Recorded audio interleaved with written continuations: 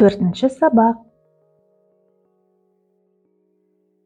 Тақырып: менің отбасым. Менің отбасым. Менің отбасым бар. Менің отбасым бар. Қане танысайық. Қане танысайық. Мынау менің атам. Оның аты Дулат.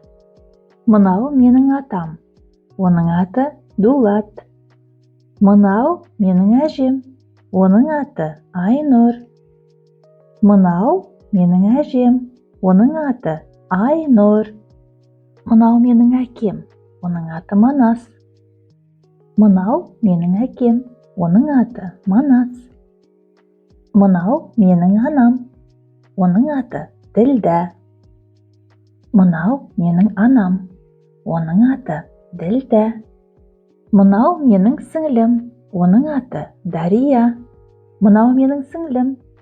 Оның аты Дария.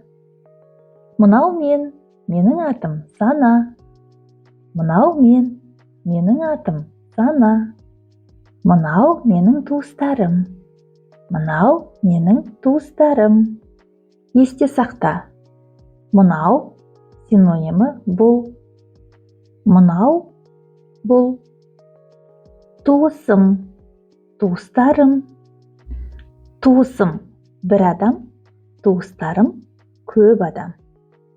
Осымен сабақ аяқталды. Сау болыңыздар.